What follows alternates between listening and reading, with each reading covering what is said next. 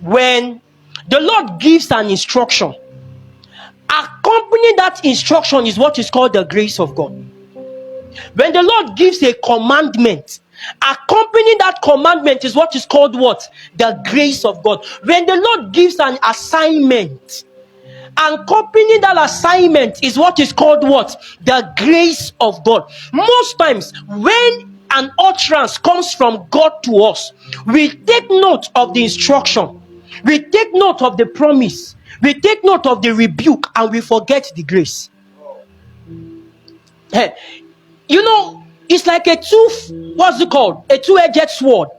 If you want to see the effectiveness of a two-edged sword, you don't strike only one part, you pierce with the two sides. But what many of us have done is that we have only picked the instruction and we forgot the empowerment. Are you with me? The reason why a lot of believers currently are struggling in meeting up with the standard of God is because we are trying to do it after our own might. And before the Lord, in the things of the Lord, the flesh would never glory. In fact, if the flesh is a step from glory, God will make sure it fails.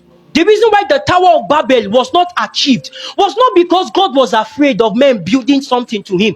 The reason why was basically because it originated from the source from whence that idea, that thing came from, was not the Lord. It was from the flesh in partnership with Satan.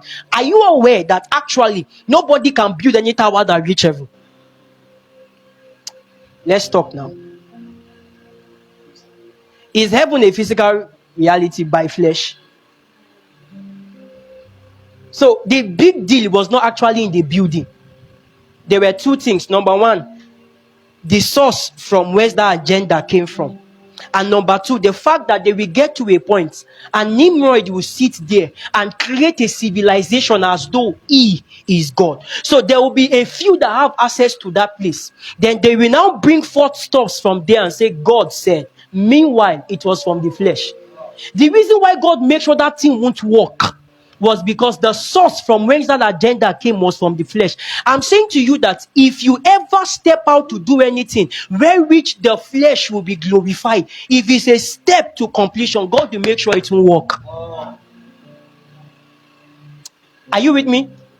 So if you are thinking that being profitable will be by your strength, let me give you a good news, which might be a bad news to you. You can't. You know, we have been to prayer meetings, especially stretch prayers, where when we want to pray, you see people as though we have come here to kabash. We will show them that we can pray. They will take, and if it's 12 hours, by the time we are going 3-4 hours, now, they'll begin to form as though they are groaning. It's not groaning, it's hunger. You know why? The flesh won't glory. But when you start, you will say, Lord, it is the spirit that quickeneth. It is the spirit that quickeneth. The flesh profited nothing. It is the spirit that... Are you with me? And I'm saying to you that the provision of God that enables us to be effective in this regard, that enables us to be profitable for the master's use and prepared for every good work, is what is called the provision of the grace of God.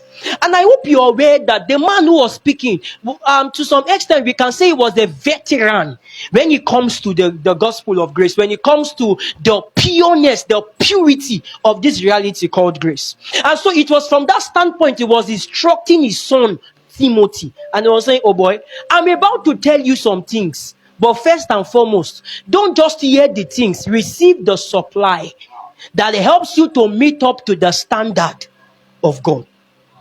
Are you with me? Are you with me?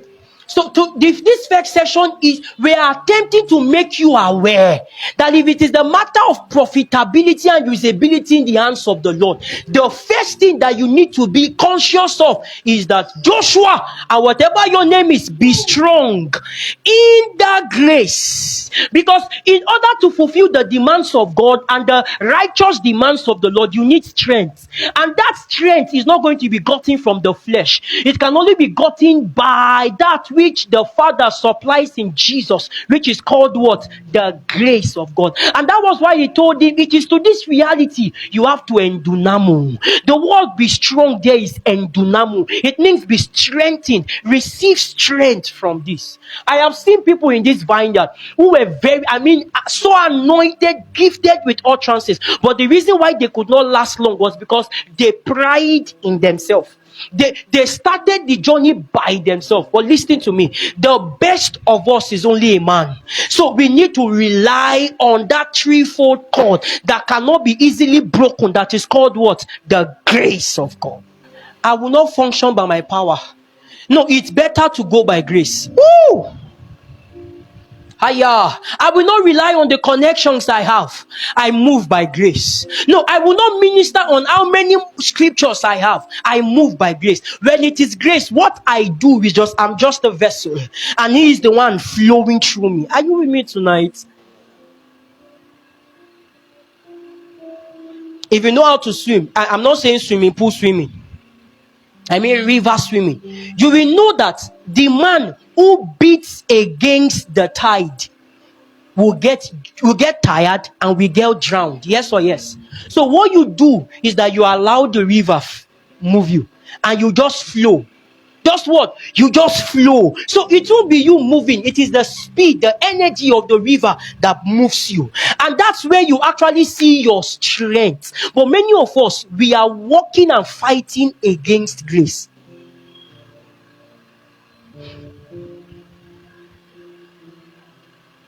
Rather than moving with the leading, moving in the direction of the grace of God that has been meted out to us, we are going against it.